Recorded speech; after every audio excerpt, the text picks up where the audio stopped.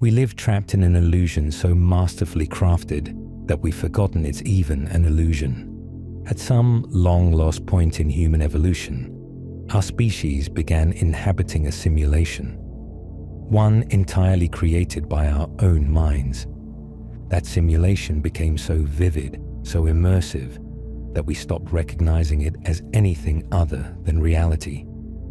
And yet, everything we think we are, see, touch, or believe, all of it, is filtered through inner interpretation.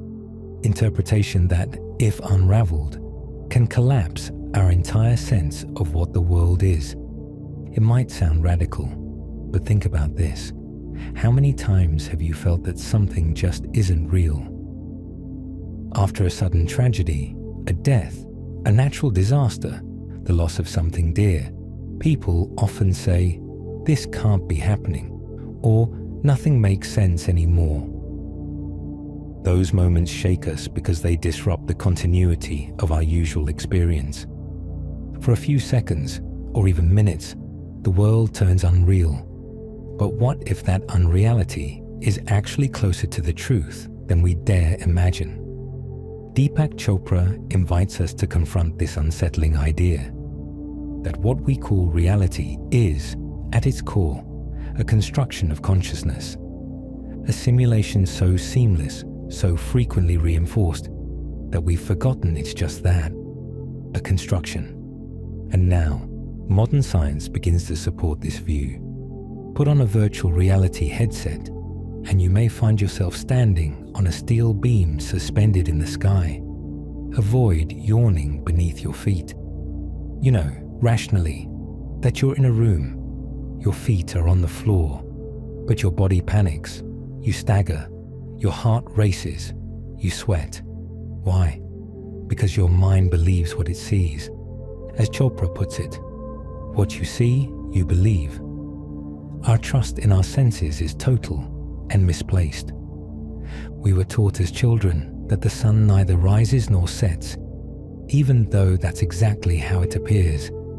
Yet, even armed with that knowledge, we still act according to what our eyes show us.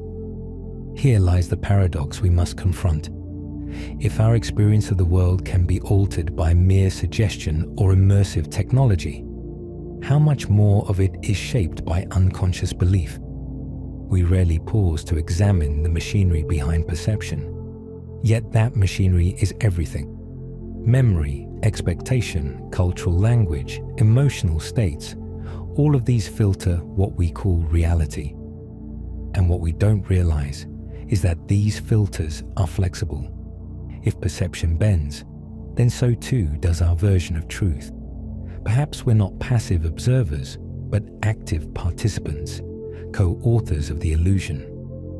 Once that awareness settles in, the question shifts from what is real to what am I choosing to make real? If quantum physics tells us that matter isn't solid, that atoms are mostly empty space, we still behave as if the world is fixed, dense, immovable. And when someone asks, would a bullet be any less deadly if you knew it was an illusion? The answer is no. But as Chopra explains, the bullet and the entire physical world remain intact, but with the understanding that they are the endpoint of a process that begins in consciousness. This is the revolution. What seems solid, external, objective, is actually the final output of a flow that starts within. Inside the mind, inside awareness. The key isn't just that the simulation is false, it's that it can be broken. And when it breaks, even for an instant, a new possibility emerges, the chance to participate in creating your reality, not from illusion, but from what Chopra calls the METAREALITY, the realm beyond the veil, where consciousness is not trapped, but awake. This isn't an invitation to deny the world. It's an invitation to understand it deeply, to recognize that what is truly real is not out there, but in the consciousness that perceives it, interprets it, and brings it into being.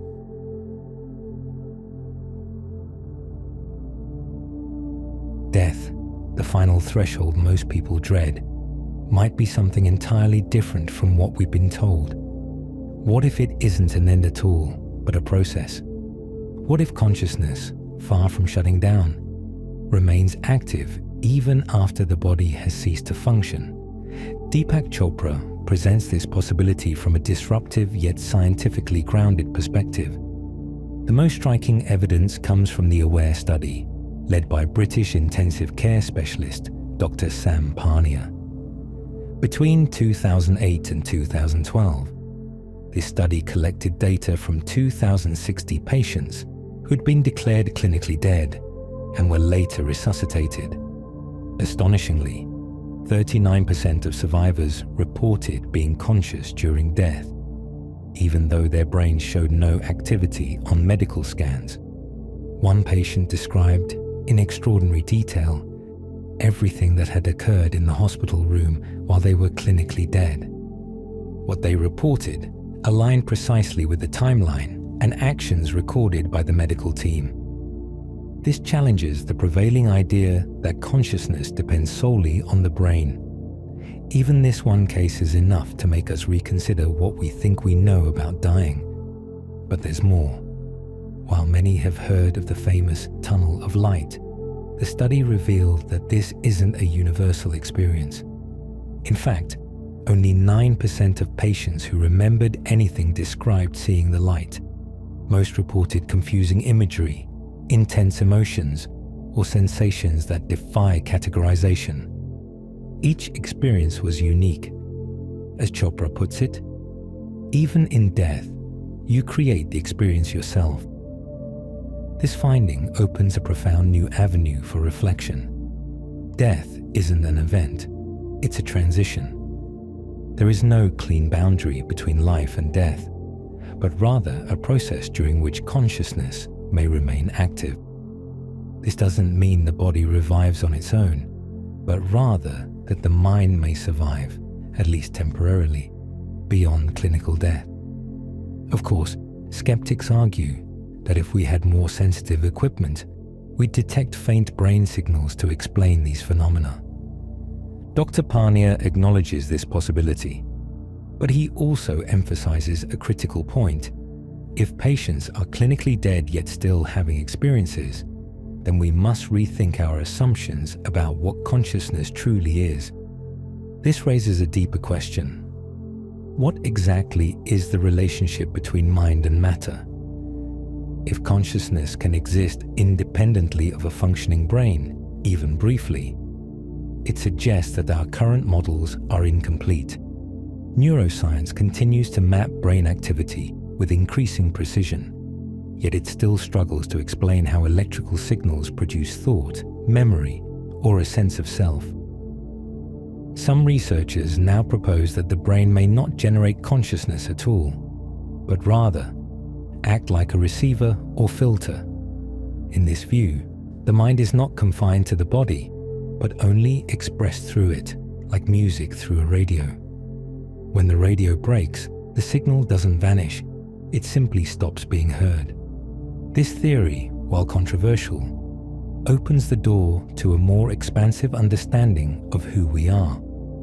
If consciousness isn't bound by flesh and bone, then perhaps death is not the loss of self, but a transition to a broader field of awareness beyond physical form. This philosophical tension isn't new. Aristotle believed consciousness was purely physical. When the body dies, so does the mind. Plato, on the other hand, argued that consciousness resided in the soul, eternal, independent of the body. The AWARE study doesn't resolve this ancient debate, but it does show that consciousness may persist even when the brain appears inactive, at least as far as our current instruments can detect. And here comes a pivotal insight. The way people interpret these experiences often aligns with their spiritual or cultural beliefs. A Christian may see Christ, a Hindu might encounter their deities, an atheist could witness abstract or symbolic imagery without religious connotation. It's as if consciousness shapes death in its own image. The lesson shared by many of these survivors is profound. death should not be feared. As Chopra states, death is a comfortable process, not something to dread. Beyond the mystery, these experiences often lead to deep personal transformation, a life of greater compassion, purpose, and connection. Perhaps, as Chopra suggests, we ought to stop searching for consciousness at the edge of existence and begin exploring it at the very center of our daily experience. The most intimate, ancient, and difficult question we can ask is this: who am I? What we usually call the self feels obvious, even unavoidable. We sense that we're inside the body, that our thoughts belong to us, that our decisions arise from a free will that is uniquely ours. But what if all of that is an illusion? What if identity itself is merely an image crafted by the mind, one that can be altered, shifted, or even dissolved? Deepak Chopra invites us to consider that the experience of the self, so familiar, so convincing, is in fact a mental model. We are not the body, nor our thoughts, nor even our emotions. We are consciousness interpreting experience through a framework that the mind has created, the self-model. This idea was lived firsthand by German philosopher Thomas Metzinger. At 19, during a meditation retreat, he woke up with an itch on his back. When he tried to scratch it, his arm didn't move. Suddenly, he felt himself leaving his body, floating above it. He heard an odd breathing sound and thought someone else was in the room, only to realize it was his breathing. The I he identified with was now somewhere else, separate from his body. That experience changed him forever and launched his life's work in consciousness studies. Later, he drew on the theory of mental models by Philip Johnson Laird, who argued that we don't reason logically about the world. We simulate it by building internal models. We imagine what a carpet might look like in a room before laying it down. We don't calculate, we visualize. Following that logic, Metzinger reached a startling conclusion. Not only do we live inside a model of the external world, but we also live within a model of the body and of the self. These models are not exact reflections of reality, but functional simulations, and crucially, they can break down. Modern neuroscience supports this flexibility of self by revealing how easily the brain can be tricked into reassigning identity. Experiments involving rubber hands, mirror boxes, or even synchronized tapping can make participants feel ownership over limbs that aren't theirs. If something so basic as bodily awareness can be manipulated, how stable is our sense of I? Furthermore, language plays a powerful role in constructing identity. We say, "I am angry," not "I feel anger," reinforcing the illusion that emotions define us. Over time, these linguistic habits become frameworks through which we interpret reality. What if, instead of being fixed, the self is more like a story in motion, one that can be rewritten, revised, or dropped altogether? And what would remain if the story stopped? Swiss neuroscientist Olaf Blanke managed to induce out-of-body experiences by electrically stimulating specific brain regions. Some people saw themselves floating above their own bodies. Others sensed a doppelganger or an invisible presence nearby. These experiments demonstrated that the feeling of being inside your body is a neurological event, not an absolute truth. Metzinger himself later experienced another identity shift while using a virtual reality headset. A camera displayed his back, and when someone touched him, he felt the sensation in the other body he saw in front of him. The boundary between inner self and external body blurred completely. All of this leads to a profound truth. The experience of the self is malleable. It's not a fixed essence, but a constructed narrative, woven from memory, emotion, and association. Chopra illustrates this through his own life, his journey from India to America, his years in medical school, his early experiences in hospitals. All of it forms an internal archive we call me, even though none of it is happening now. And here lies something even more revealing. Even when two people share the same day, see the same things, eat the same meal, their selves interpret it differently. A dish, a melody, a glance, each enters the self-model and becomes uniquely shaped. So the you believe yourself to be is not the origin of consciousness, but its effect. And if you are not your memories, not your thoughts, not even your body, then who are you really? The illusion is not just persistent, it is also fragile. It can break without warning in the most unexpected moment. And when that happens, the entire world, the world you once accepted as real, vanishes. What remains is pure awareness, total presence. Deepak Chopra reminds us that this kind of awakening doesn't require grand rituals or magical formulas. Sometimes it just happens. At only 18, Lauren Roche took part in a meditation study without knowing anything about the subject. He was asked to sit in a dark, soundproof room with no instructions. Just sit there, in silence. In that stillness, Roche experienced something extraordinary, a profound expansion of consciousness, a state of intense clarity. Years later, during a bhakti festival in the desert, he noticed something even stranger.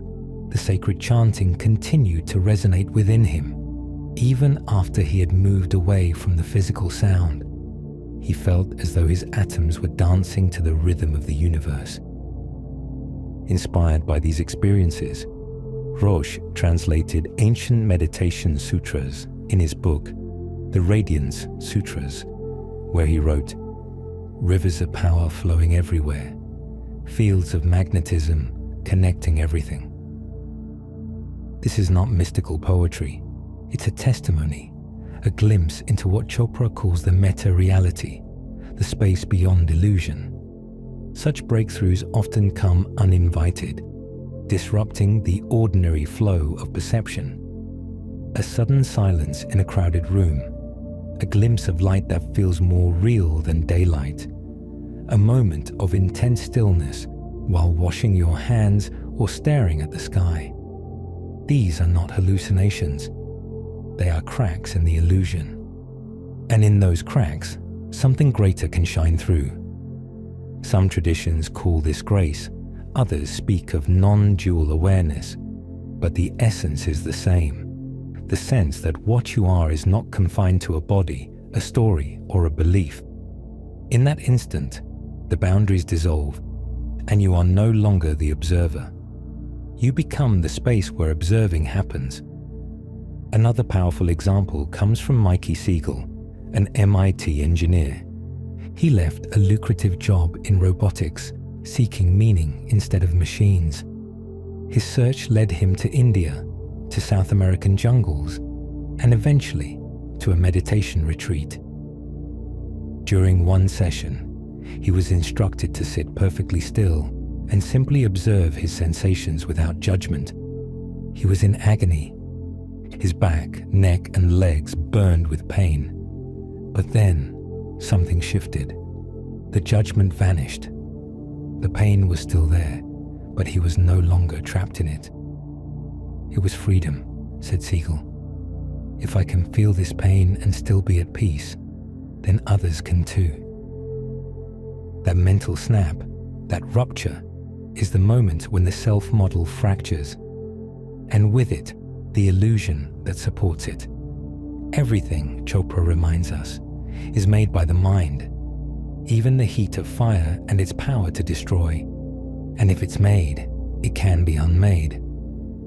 Many spiritual traditions have used pain as a gateway to awakening. Yogis call it tapas.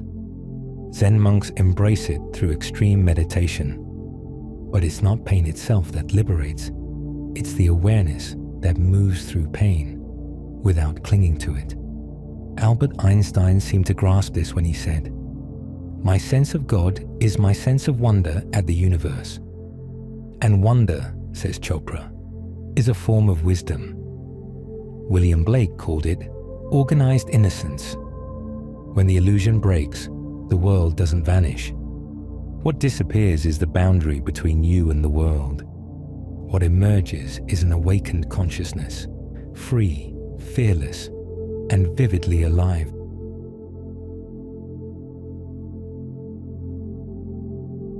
Look in the mirror. What you see appears solid, defined and stable, a physical self with clear boundaries. But that image is an illusion, convincing yet fragile. According to Deepak Chopra, your body is not an object.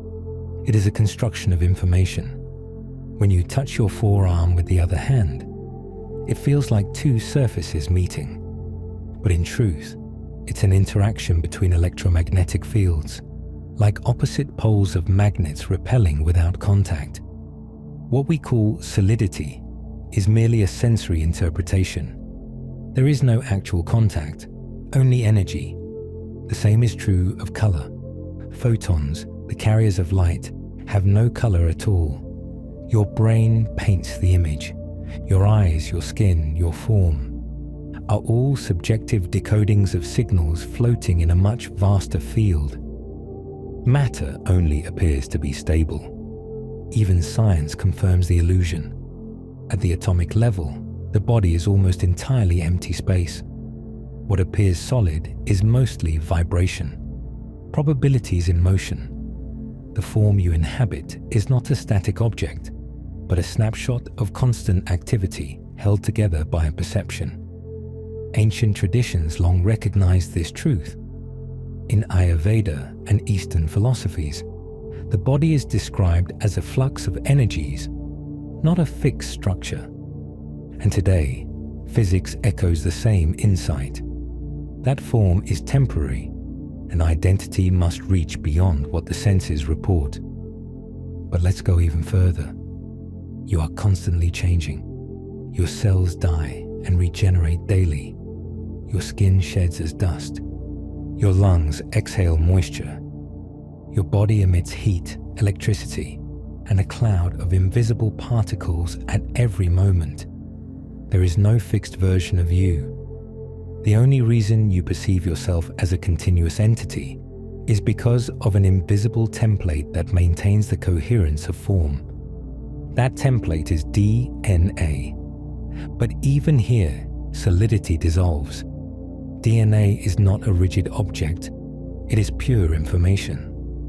Like binary code, it's not the substance that matters, but the way that information is organized. And that organization is not static. It's dynamic, ever-changing, shaped by thoughts, emotions, environment, and choice. The information that forms your body moves, evolves, expresses itself. And ultimately, that information is also a creation of the mind. So, what are you? Not a solid body, not a machine of flesh. You are a field of consciousness interpreting a continuous flow of information. The physical doesn't vanish, but it is revealed for what it truly is. A functional mask layered over a deeper, living reality. Your body is not trapped inside your skin. It extends, blends, transforms. And you are not what you see. You are the one who sees.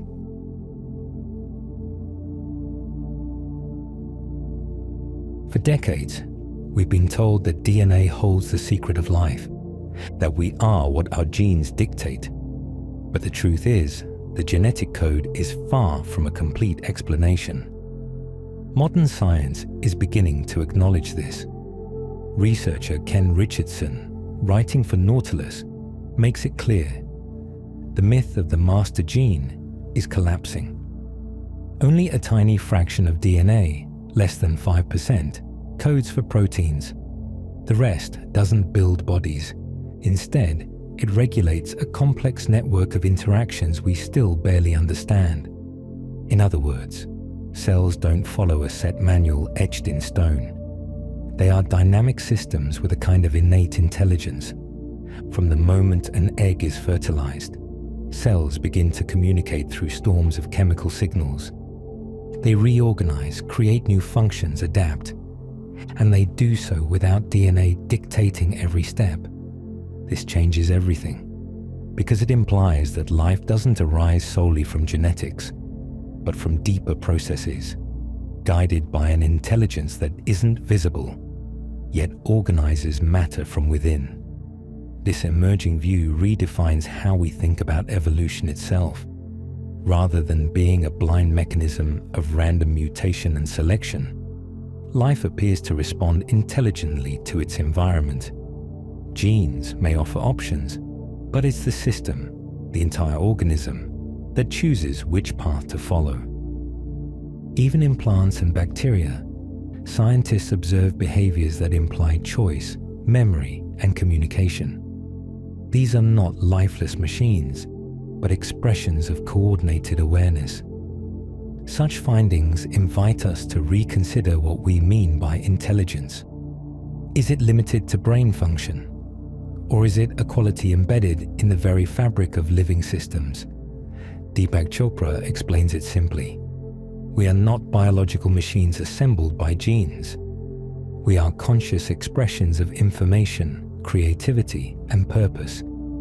The body isn't held together by atoms glued in place, but by an organizing pattern beyond the physical. Even epigenetics confirms this. Experience shapes gene expression. What you live, feel, and believe leaves chemical marks on your DNA, modifying how it functions. There is no dividing line between mind and biology anymore. Everything is connected. But not everyone embraces this idea. One of the most controversial examples is James Watson, co-discoverer of DNA, who insisted that intelligence was genetically predetermined and claimed that some races or genders were inferior. His statements led to public rejection and the loss of his honors. Biology does not support genetic determinism, neither morally nor scientifically. Life cannot be reduced to a formula, as Chopra wryly notes, saying that adding more complexity produces consciousness is like saying that if you throw enough cards into the air, they'll start playing poker on their own. There is something else, something that organizes, directs, and transforms. Something science has yet to measure, but which all of us experience: consciousness. Throughout this journey, we've peeled back the deepest illusions, the solidity of reality, the certainty of the self, the seeming objectivity of the body, the myth of death as an ending, and the idea of DNA as life's ultimate blueprint. But it all leads to one question: what lies beyond the illusion? Deepak Chopra calls this realm METAREALITY, a state where consciousness is no longer conditioned, no longer tied to form, to story, or to time. It is here that the metahuman is born, a being who has awakened from the simulation and now creates from freedom. But this awakening doesn't mean escaping the world. It's not about floating out of the body or disconnecting from everyday life. As the wise Jiddu Krishnamurti said, to be timeless and eternal doesn't mean you miss the afternoon train. Awakened consciousness does not deny sensory experience. It inhabits it, but from another place. The metahuman doesn't reject the mind, the body, or the senses. They transcend them, and in doing so, return to them with wonder, as if seeing the world for the very first time. Albert Einstein, whose thoughts reached the depths of both physics and the soul, once said, "My sense of God is my sense of wonder about the universe." That wonder is the sign of awakening. It's what we feel when something breaks through our usual thought patterns, when a deep truth reveals itself effortlessly, Like children untouched by the world's conditioning, we live the mystery without needing to explain it. William Blake called it organized innocence. The purity of consciousness, integrated with adult clarity. It's not about returning to childhood, but regaining that openness, now sustained by wisdom. This leap is not reserved for monks or scientists. You don't need to retreat to a cave or master complex formulas. You only need to pause, to question, to observe, not as someone chasing answers, but as someone willing to see without filters. In Chopra's words, the physical world doesn't vanish when you awaken. What vanishes is the rigid identification with it. You can live in both worlds, the world of the senses and the world of boundless awareness. One doesn't cancel the other, they complement each other. This dual awareness of being in the world, yet not of it, opens space for a new kind of human experience. You can participate fully in life's theater, but no longer be lost in the role. You can laugh, cry, love, and lose, yet remain grounded in something untouched. This is not indifference, but clarity. Not detachment, but deeper presence. A presence that knows the self is not the actor, but the stage on which life unfolds. And if we've been trained all our lives to inhabit the simulation, we can also train ourselves to step out of it.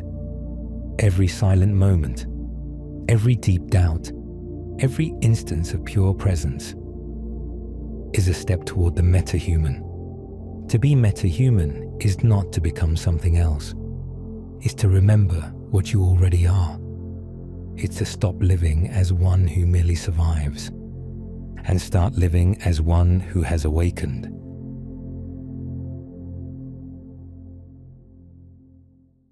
And that concludes our video.